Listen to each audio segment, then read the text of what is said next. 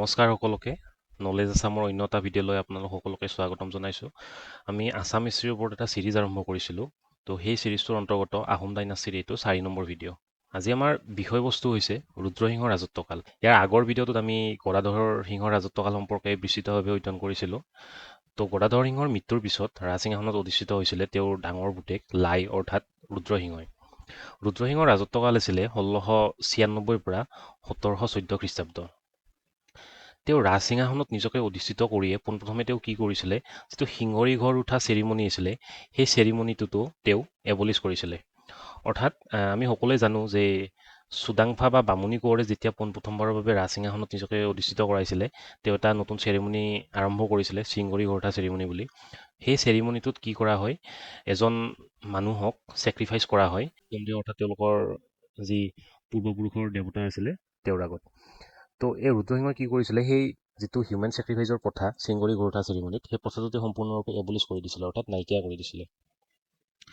তাৰোপৰি আমি সকলোৱে আগতে দেখিছোঁ যে কেনেকৈ গদাধৰ সিংহৰ ৰাজত্বকালত সত্ৰসমূহৰ ইনফ্লুৱেঞ্চ কেনেকৈ বাঢ়ি গৈছিলে। বিভিন্ন ঠাইত আমি এইটো দেখিবলৈ পাইছিলোঁ যে সত্ৰসমূহে কেনেকৈ আমাৰ যি আহোম এডমিনিষ্ট্ৰেশ্যন আছিলে সেই এডমিনিষ্ট্ৰেশ্যনৰ পেৰেলেলি তেওঁলোকৰ নিজাববীয়াকৈ এডমিনিষ্ট্ৰেশ্যন ছেট আপ কৰি লৈছিলে। তো সেয়েহে ৰুদ্ৰসিংহই কি কৰিছিলে, সত্ৰসমূহৰ এগেইনষ্টত ডিভাইড এণ্ড ৰুল তেওঁ এপ্লাই কৰিছিলে। এই ৰুলৰ অন্তৰ্গত তেওঁ কি কৰিছিলে, যিবিলাক সত্ৰাধিকাৰ ব্ৰাহ্মণ আছিলে এই সত্ৰাধিকাৰসমূহক তেওঁ মাজুলীত এষ্টাব্লিছ হ'বলৈ তেওঁ অৰ্ডাৰ দিছিলে। আৰু এইখিনিতে আপোনালোকে জানি থোৱা উচিত যে যিবিলাক সত্ৰাধিকাৰ আছিলে এই সত্ৰাধিকাৰ অকল ব্ৰাহ্মণ কাষ্টৰে নাছিলে, তেওঁলোক কায়স্থ আছিলে, ইয়াৰ উপৰি অন্য বিভিন্ন ধৰণৰ সম্প্ৰদায়ৰো আছিলে। এই সকলোবোৰ সম্প্ৰদায়ৰ পৰা ব্ৰাহ্মণসকলক ছেগ্ৰিগেট কৰি তেওঁ মাজুলীত এষ্টাব্লিছ হ'বলৈ তেওঁ অৰ্ডাৰ দিছিলে। তাৰোপৰি তেওঁ কেইটামান খেলৰ সৃষ্টি কৰিছিলে, তাৰ ভিতৰত বৈৰাগী, কটকী, খাউন এটচেট্ৰা। তো আগতে এক্সামত এইটো আহিছে যে বৈৰাগী খেলটো কোনে সৃষ্টি কৰিছিলে, তো আপোনালোকে এইকেইটা মনত ৰাখি থৈ দিব। এই বৈৰাগী খেলটোৰ কাম কি আছিলে, তেওঁলোকে আহোম সাম্ৰাজ্যৰ যিবিলাক নতিকাষৰীয়া সাম্ৰাজ্য আছিলে সেই সাম্ৰাজ্যসমূহত এই খেলটোৰ মানুহবোৰে ঘূৰি ফুৰি তাত যিবিলাক প্ৰচলিত প্ৰথা বা তাৰ যি এডমিনিষ্ট্ৰেশ্যনৰ ছিষ্টেম এই সকলোবিলাক তেওঁলোকে ডাটা কালেক্ট কৰি আহোম যি ৰজা বা বিষয়ববীয়াৰ আগত তাক দাঙি ধৰিব লাগিছিলে। আৰু এইখিনিতে কথা এটা কৈ থৈ দিওঁ যে এই বৈৰাগীসকলৰ এজনে সেই সময়ৰ যি মোগল সাম্ৰাজ্য আছিলে সেই মোগল সাম্ৰাজ্যত তেতিয়া এটা ফেমাছ প্ৰথা এটা আছিলে, দৰবাৰ প্ৰথা বুলি। সেই দৰবাৰ প্ৰথাটোৰ বিষয়ে যেতিয়া আহোম ৰজা বা ৰুদ্ৰসিংহক জনালে, তাৰ দ্বাৰা ইনফ্লুৱেঞ্চ হৈ ৰুদ্ৰসিংহয়ো তেওঁৰ সিংহাসনত কেইবাবাৰো এই দৰবাৰ প্ৰথা এষ্টাব্লিছ কৰাৰ কাৰণে ইনিচিয়েটিভ চলাইছিলে। তাৰোপৰি পোনপ্ৰথমবাৰৰ বাবে ৰুদ্ৰসিংহৰ ৰাজত্বকালত বিহু ৰয়েল কোৰ্টৰ ভিতৰত সোমাইছিলে, আৰু এই বিহু 7 দিনৰ কাৰণে চেলিব্ৰেট কৰা হৈছিলে। এই 7 দিনত বিহুৰ লগতে বিভিন্ন ধৰণৰ খেল ধেমালি যেনে ম'হ যুঁজ বা কুকুৰা চৰাই যুঁজ, বুলবুলি চৰাই যুঁজ ইত্যাদি সম্পাদিত হৈছিলে। তো এইটো আপোনালোকে মনত ৰাখি থৈ দিব যে কাৰ দিনত পোনপ্ৰথমবাৰৰ বাবে বিহু ৰয়েল কোৰ্টত সোমাইছিলে বা 7 দিনৰ কাৰণে চেলিব্ৰেট কৰা হৈছিলে। তো সেয়া এনচাৰটো হৈছে ৰুদ্ৰসিংহ। এই ৰুদ্ৰসিংহৰ ৰাজত্বকালত তেওঁ ৰাজসভা শুৱনি কৰিছিলে প্ৰাকশংকৰী যুগৰ এজন স্বনামধন্য কবি বা সাহিত্যিক কবিৰাজ চক্ৰৱৰ্তীয়ে। এই কবিৰাজ চক্ৰৱৰ্তীৰ এখন বহুত ফেমাছ বুক বা কিতাপ আছিলে শংখচূড়বধ।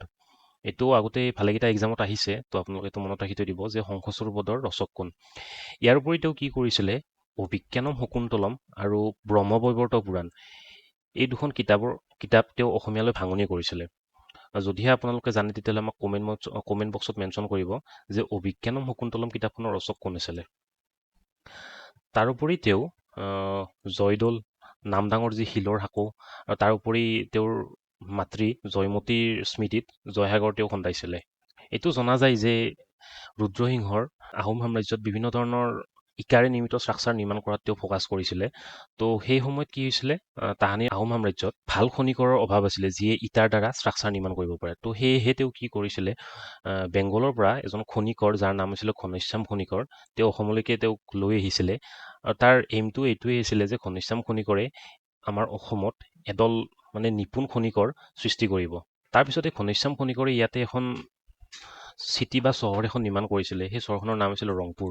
তো এইটো আপোনালোকে মনত ৰাখি থৈ দিব যে ৰংপুৰ চহৰখন কোনে নিৰ্মাণ কৰাইছিলে আৰু কাৰ ৰাজত্বকালত নিৰ্মিত হৈছিলে। তাৰ উত্তৰ দুটা হৈছে ঘনশ্যাম খনিকৰ আৰু ৰুদ্ৰসিংহৰ ৰাজত্বকালত। যদিও বা ৰুদ্ৰসিংহৰ শক্তিজিমৰ প্ৰতি আৰম্ভণিৰ পৰাই ইনক্লাইনেশ্যন আছিলে, বাট ষ্টিল তেওঁ শক্তিজিম এডপ্ট কৰা নাছিলে, কিন্তু তেওঁ জীৱনৰ বিয়লি বেলাত তেওঁ শক্তিজিম এডপ্ট কৰিম বুলি ভাবি তেওঁ পশ্চিমবংগৰ পৰা বা বেংগলৰ পৰা এজন ফেমাছ হিন্দু তান্ত্ৰিকক তেওঁ অসমলৈকে নিমন্ত্ৰণ কৰাইছিলে আৰু তেওঁৰ নাম আছিলে কৃষ্ণৰাম নেয়াবাগিছ। কিন্তু যেতিয়া এই কৃষ্ণৰাম নেয়াবাগিছ আমাৰ অসমত প্ৰৱেশ কৰিলে বা সোমালে, তাৰ পিছত কি হ'ল, ৰুদ্ৰসিংহ বহুত বেয়াকৈ নৰিয়াগ্ৰস্ত হ'ল আৰু তাৰ ফলত তেওঁ হিন্দুজিম এডপ্ট কৰিব নোৱাৰিলে আৰু ইয়াৰ ফলস্বৰূপে তেওঁ কৃষ্ণৰাম ন্যায়বাগীশ অসমৰ পৰা উভতি যাবলগীয়া হ'ল। যেতিয়া কৃষ্ণৰাম ন্যায়বাগীশ অসমৰ পৰা উভতি গ'ল, তেতিয়া সেই সময়ত অসমত এটা বহুত ডাঙৰ ভূমিকম্প হৈছিলে।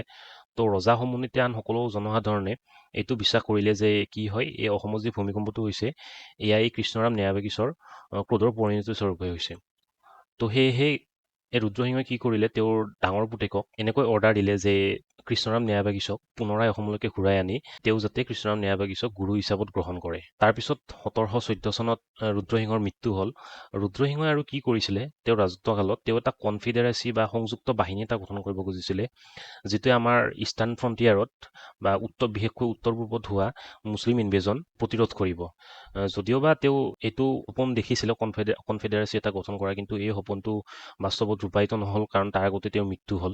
ইয়াৰ উপৰি আমি সকলোৱে জানো যে কাছাৰীসকলক চুহুংমুঙে 1526 খ্ৰীষ্টাব্দত পৰাজিত কৰি থাপিত সঞ্চিত ৰজা হিচাপত এষ্টাব্লিছ কৰিছিলে।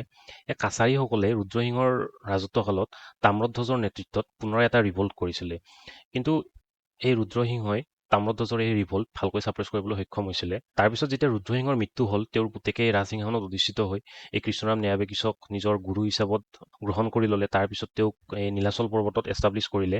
তো সেয়েহে কৃষ্ণৰাম ন্যায়বাগীশৰ আন এটা নাম হৈছে পৰ্বতীয়া গোহাঁই।